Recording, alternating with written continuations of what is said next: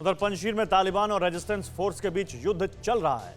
युद्ध लड़ने वाले दोनों ग्रुप भले ही अफगानिस्तान के हैं, लेकिन टेस्ट दो महाशक्तियों के हथियारों का भी हो रहा है। तालिबान के पास अब मेड इन अमेरिका वेपन्स हैं, जबकि पंजशीर की ताकत रूस में बने हथियार हैं। रूस के हथियारों के बल पर ही पंजशीर घाटी में तालिबानियों को इतनी मुश्किलों का सामना करना पड़ रहा है। पंजशीर युद्ध में टेस्ट, किसका हथियार बेस्ट? यूएस वेपन वर्सेस रूसी हथियार। पंजशीर नहीं मान रहा महाशक्तियों का महाविनाशक। दो गुट बेहद ज्यादा घातक। पहाड़ों के बीच पंजशीर का बैटल ग्राउंड, जहां युद्ध हो चुका है कई गोलियों की बौछार और शवों के अंबार और तमाम दावों के बीच युद्ध आज भी बेनतीजा लगता है। वजह तालिबान और पंजशीर के शेरों के पास मौजूद घातक हथियार हैं, जिसे दुनिया की दो महाशक्तियों ने तैयार किया है। अफगानिस्तान की जमीन पर अब रूस और अमेरिका के हथियारों का भी इम्तिहान है, क्योंकि हथियारों के बल पर ही इस युद्ध को अपने अंजाम तक पहुंचना है। शीर के लड़ाके रशियन हथियारों से लैस हैं। तालिबान के पास अमेरिकी हथियारों का जखीरा है। पंजशीर को ताजिकिस्तान से रूसी हथियार मिल रहे हैं, तालिबान को अमेरिकी सेना के हथियार। पंजशीर के युद्ध की हर तस्वीर इसलिए भयावह नजर आती है। पंजशीर घाटी में कभी रशियन मशीन गन गरजती है, तो कभी अमेरिकी M4 राइफल की तड़तड़ाहट होती है। पंजशीर के शेरों का हथियार डिपो देखकर तालिबान ही नहीं, दुनिया भी हैरान रह गई।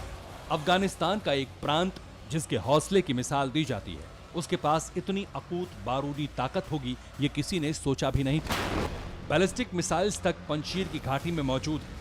आखिर तालिबान से लोहा लेने वाली रेजिस्टेंस फोर्स के पास इतने हथियार कहां से आए?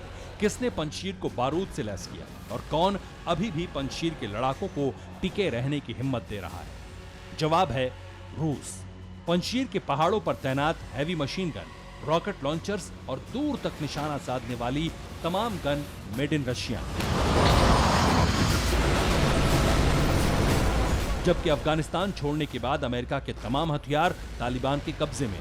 तालिबान को इतने हथियार, गाड़ियां और सैनिक साजो सामान मिला है कि तालिबान ने बदरी फोर्स तैयार कर दी।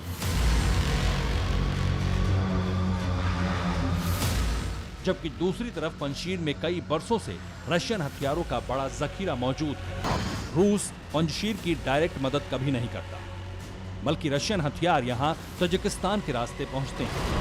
ताजिकिस्तान अफगानिस्तान की सीमा 1344 किलोमीटर लंबी है। ताजिकिस्तान तालिबान को मान्यता नहीं देता है।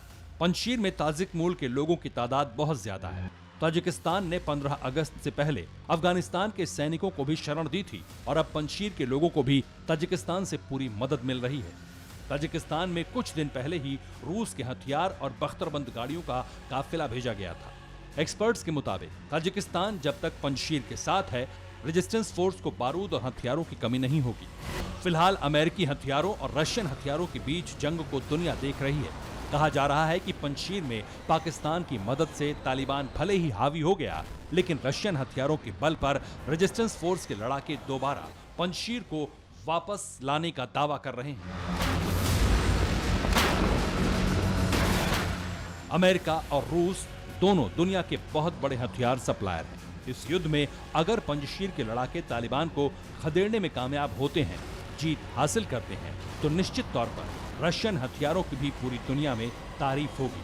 Bureau report, TV9 Bharatvarsh. परवाह देश की, सोमवार से शुक्रवार रात 10 बजे TV9 भारतवर्ष पर।